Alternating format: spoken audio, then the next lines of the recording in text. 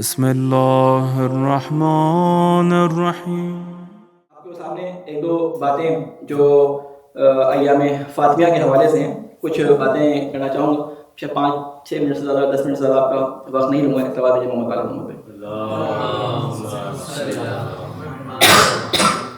سب سے پہلے آپ نے دیکھا ہوگا کہ ہمارے ہاں ایام فاطمیہ کے عنوان سے جو ہے وہ دو جناب فاطمہ زہرا سلام اللہ علیہا کی شہادت کی تاریخیں منائی جاتی ہیں، اور جو بزرگان جیسے آپ کو یاد ہوگا، آج سے اگر آپ 25-30 سال پہلے بھی چلے ہیں تو ایام فاطمیہ کے نام سے کوئی چیز موجود نہیں تھی۔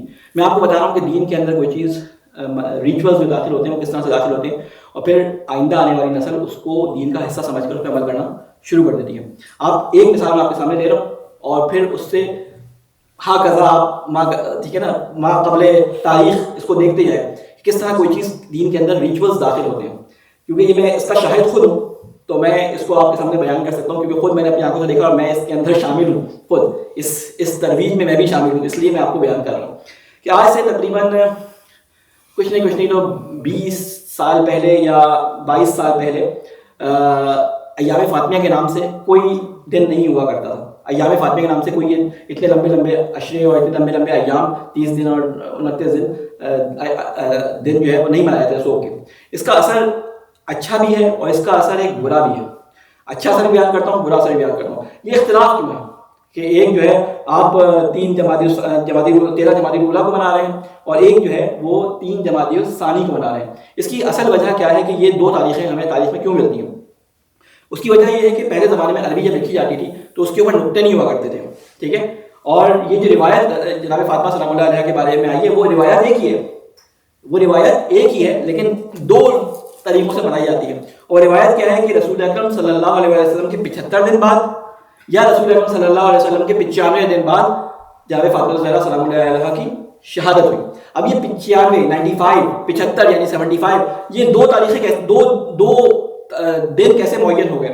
اس کی وجہ یہ کہ عربی زبان میں 75 کو کہتے ہیں 75 آپ نقطے 2 منٹ ہٹا دیں اس کے، ٹھیک ہے؟ 75 کے نقطے اپنے ذہن سے ہٹا دیں، ٹھیک ہے؟ اور ایک تاریخ ہمیں ملتی ہے 95 دن بعد، اس کو کیا کہتے ہیں؟ 75 سین بے عین واو نون، اور 95 نقطے ہٹا دیں تو دونوں ایک طرح لکھے جاتے ہیں۔ نقطے ہٹا دیں دونوں ایک طرح لکھے جائیں گے، 90 اور 70 دونوں ایک طرح لکھے جائیں گے۔ یہی وجہ ہے کہ جب بعد میں نقطے ڈالیں گے تو کسی نے 90 لکھ دیا، اس کو کسی نے 70 لکھ دیا۔ کلیئر؟ اس وجہ سے ہمیں دو تاریخیں ملتی ہیں جناب فاطمہ صلی اللہ علیہ کی شہادت کی، کہ رسول اکرم صلی اللہ علیہ وسلم کے 75 دن بعد یا 95 دن بعد جو ہے آپ کی شہادت ہوئی۔ اب مجھے یاد ہے اچھی طرح کہ ہم قوم میں پڑھا کرتے تھے، اس زمانے میں ایام فاطمیہ نہیں ہوتے تھے، لیکن جناب آیت اللہ جواد تبریزی بہت بڑے آیت اللہ ہیں، ان کے ہاں سے ایک جلوس نکلا کرتا تھا جو حرم، ان کے گھر سے صفائی ایک جگہ ہے وہاں سے لے کر حرم تک جایا کرتا تھا۔ پھر ہوا یہ کہ اس زمانے میں آیت اللہ وحید خراسانی اور ان کے کچھ شاگرد اور وہ بھی اس میں پھر شامل ہونا شروع ہو گیا جلوس کے اندر، اور اس کے بعد کیا ہوا کہ ان لوگوں نے کہا کہ یہ جو رسم ہے جناب فاطمہ سلام اللہ علیہا کی، اس فاطمیہ کے عنوان سے اس دن کو فاطمیہ کے عنوان سے اس کو رکھا جائے۔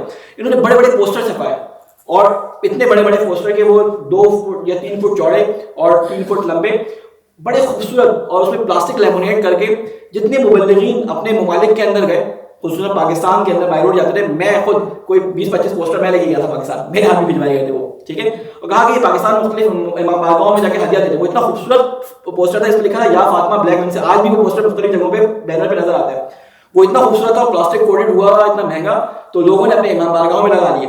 پھر اس کے بعد کیا ہوا کہ انہوں نے کہا کہ اب جب ہم مناتے ہیں تاریخ تو اس تاریخ کو، ایران کے اندر ایک ٹرینڈ ہے کہ وہ اگر دو تاریخیں نزدیک کی ہوں تو وہ ان دنوں کو جو دونوں کے درمیان آتے ہیں ان کو کسی ایام کا نام دے دیتے ہیں۔ جیسے دہ فجر کہتے ہیں جناب فاطمہ معصومہ کی ولادت اور امام رضا کی ولادت، ان دو تاریخوں کے درمیان 10 دن کا فرق ہے، تو اس کو کہتے ہیں دہ کرامت، ٹھیک ہے؟ اسے کہتے ہیں دہ کرامت۔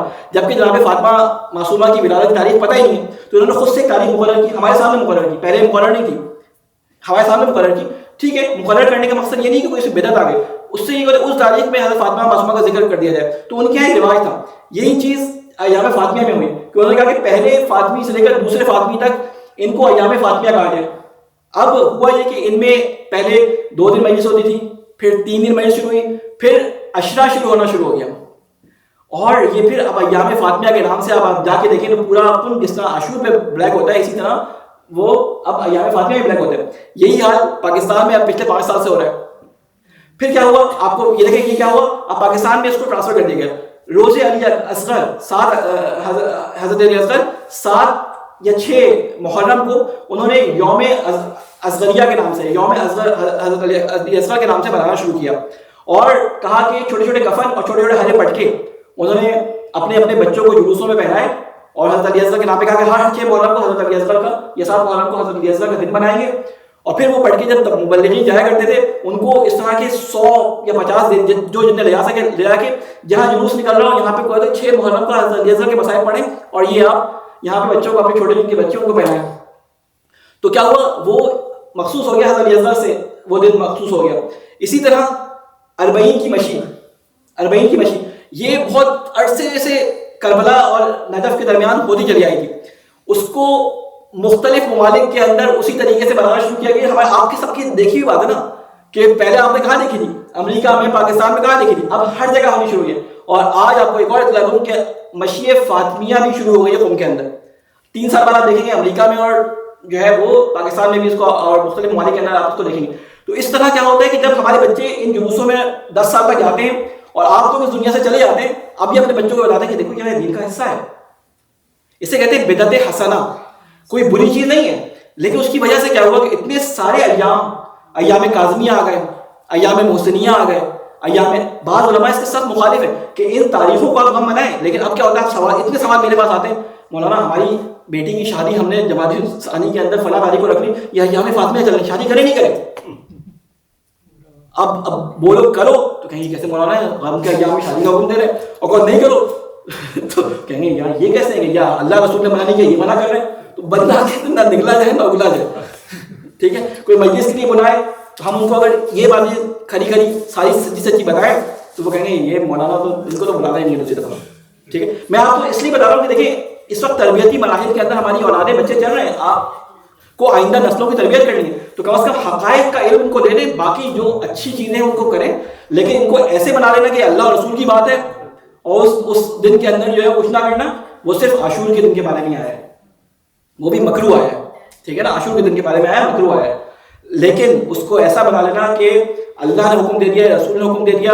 ایام فاطمیہ میں مثال کے طور پہ آپ جناب فاطمہ سلام اللہ علیہ کی جس دن شہادت ہے اس دن آپ کوئی خوشی کا وہ نہ کریں, لیکن کیا پورے یہ ایام جو بیچ کے 30 دن بیچارے وہ تو مر جائیں گے, جن کے ہال اس زمانے میں بک ہیں تو وہ تو ہال بھی نہیں ملے گا ان کو. مثال کے طور پہ ایک بات بیان کر رہا ہوں. تو یہ چیزیں اس طرح سے ہوئی. بہرحال جناب فاطمہ سلام اللہ علیہ کا غم ظاہر ہے بہت بڑا غم تھا, اور تمام مومنین کے لیے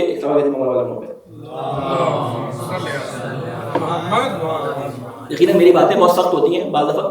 جی سوال پوچھنا تھا کہ یہ جو ہم ولادت اور شہادت مناتے ہیں, عاشورے کے علاوہ اماموں نے رسول کی, حضرت علی کی اور جو ان سے پہلے امام جا چکے ہیں ان کی مناتے تھے؟ وہ صحیح سوال جواب دوں یا جو مشہور جواب صحیح جواب یہ ہے, صحیح جواب ہے سر, صحیح جواب یہ ہے کہ صرف امام حسین علیہ السلام کے عاشور اور چہلوں, امام حسین کے بارے میں ہمیں روایات میں ملتا ہے, اس کے علاوہ کسی کا نہیں ملتا. کسی امام نے رسول خدا کا چہلوں سویم, امام علی کا سویم چہلوں نہیں منایا. یہ صرف امام حسین علیہ السلام کے احترام میں کہ ان کی اہمیت باقی رہے, صرف امام حسین علیہ السلام کے چہلوں کے لیے ہمیں خاص حکم ہے.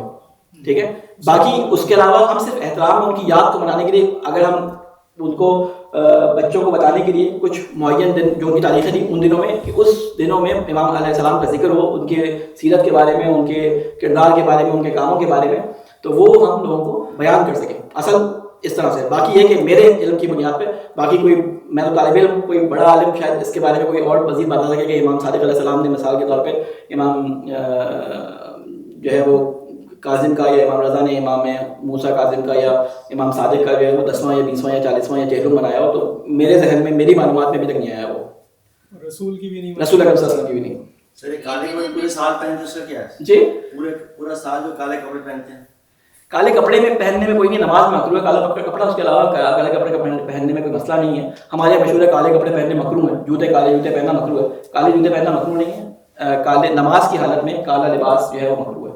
محرم کے درمیان اس کا استحباب ہے, یعنی محرم کے ایام میں, کیونکہ ان زمانے میں ائمہ علیہ السلام نے یہ, کیونکہ امام رضا علیہ السلام کا یہ طریقہ کار تھا کہ پہلی محرم سے لے کر عاشور تک جو ہے وہ کرتے تھے. اب یہ آپ پیچھے لیتے چلے جائیں گے, ایام کا بڑھنا آپ کو خود سمجھ آتا چلا جائے گا. ہمارے انڈیا میں جو ہے وہ 7 ربیع الاول تک سوگ منایا جاتا ہے, ایران میں جو ہے وہ 28 صفر تک منایا جاتا ہے, اس کے بعد سوگ اڑ جاتا ہے. یعنی جو حرکتیں 9 ربیع الاول کو آپ کیا ہوتی ہیں وہ 29 صفر کو ان کیا ہوتی ہیں. سر ایک آخری سوال جی سر, یہ بتائیں یہ جو قرآن میں ہے کہ انہوں نے اپنی نفسانی خواہشات کو الہ بنا دیا, معبود بنا دیا ہے, خدا بنا دیا, اس سے کوئی ایک مثال دیتا ہوں. ہاں اس کی مثال معبود بنا دیا. معبود ہوتا ہے جس کی عبادت کی جاتی ہے, جس کی بات بغیر چنو چلا کے مان لی جاتی ہے. نفسانی خواہش یعنی میرا دل چاہ رہا ہے کہ میں فلاں کام کروں, چاہے اس کے لیے مجھے خدا کا حکم بھی پامال کرنا پڑے, تو میں سارے جسے کہتے ہیں قوانین کو توڑتا ہوا خدا کے اس کام کو انجام دوں, یعنی اپنی نفسانی خواہش کو خدا بنا لینا, جسے کہتے ہیں.